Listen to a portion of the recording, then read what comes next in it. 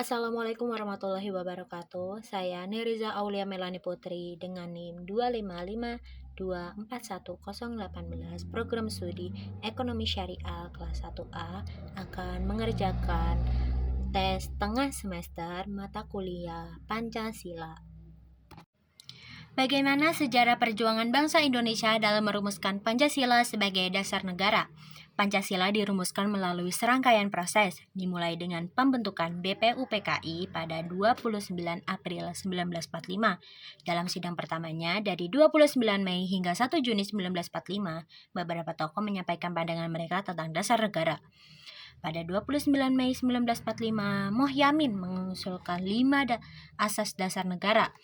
Pada 31 Mei 1945, giliran Supomo yang mengusulkan 5 asas. Puncaknya, pada 1 Juni 1945, Soekarno menyampaikan pidato yang mengusulkan Pancasila sebagai dasar negara yang terdiri dari 5 sila, yakni kebangsaan Indonesia, internasionalisme atau perikemanusiaan, mufakat atau demokrasi, kesejahteraan sosial, dan ketuhanan yang berkebudayaan. Setelah sidang pertama, dibentuklah Panitia 9 untuk merumuskan kembali Pancasila berdasarkan usulan-usulan yang ada. Panitia ini menghasilkan Piagam Jakarta pada 22 Juni 1945 yang memuat rumusan Pancasila dengan sila pertama, ketuhanan dengan berkewajiban menjalankan syariat Islam bagi pemeluk-pemeluknya. Pada 18 Agustus 1945, sehari setelah proklamasi kemerdekaan, PPKI mengadakan sidang untuk menjaga persatuan bangsa.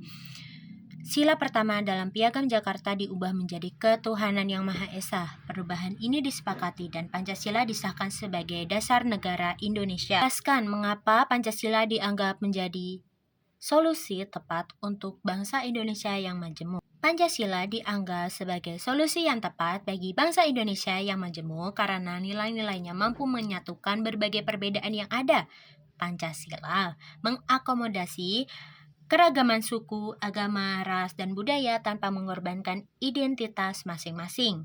Sila-sila dalam Pancasila seperti ketuhanan yang Maha Esa, kemanusiaan yang adil dan beradab, persatuan Indonesia, kerakyatan yang dipimpin oleh hikmat kebijaksanaan dalam permusyawaratan perwakilan, dan keadilan sosial bagi seluruh rakyat Indonesia menciptakan landasan yang kuat untuk hidup berdampingan secara damai dan toleran.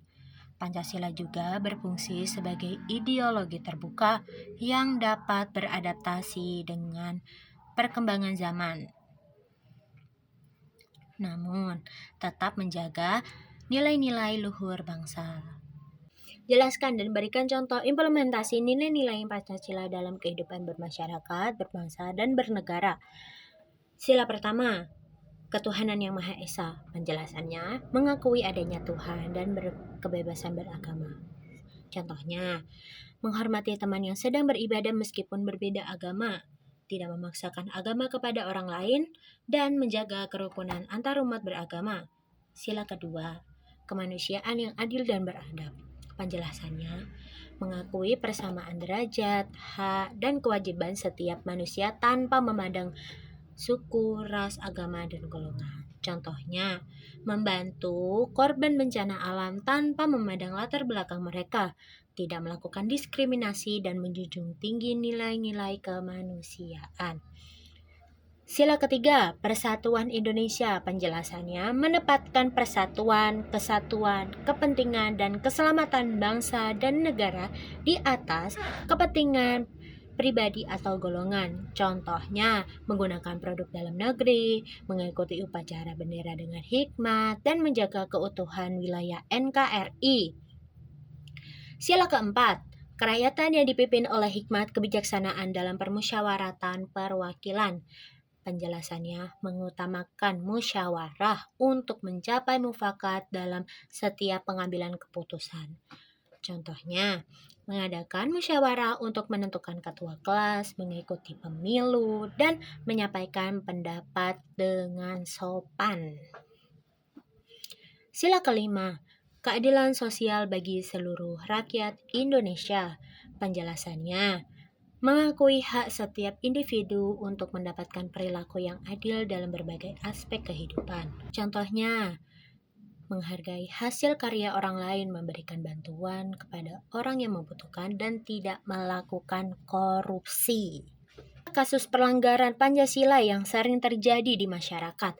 Bagaimana cara mencegah dan menanggulangi? Salah satu kasus pelanggaran Pancasila yang sering terjadi adalah intoleran antarumat beragama yang melanggar sila pertama dan ketiga. Contohnya adalah penolakan pembangunan rumah ibadah, diskriminasi terhadap kelompok minoritas, dan ujaran kebencian yang berbau sara. Pelanggaran ini dapat memicu konflik sosial, merusak persatuan bangsa, dan mengancam keutuhan NKRI. Cara mencegahnya dan menanggulanginya: pendidikan dan sosialisasi, mengintegrasikan nilai-nilai Pancasila dalam kurikulum pendidikan sejak dini, dan mengadakan sosialisasi secara masif tentang pentingnya toleransi dan persatuan. Nah, penegak hukum, yakni aparat, penegak hukum harus bertindak tegas terhadap setiap tindakan intoleran dan diskriminasi.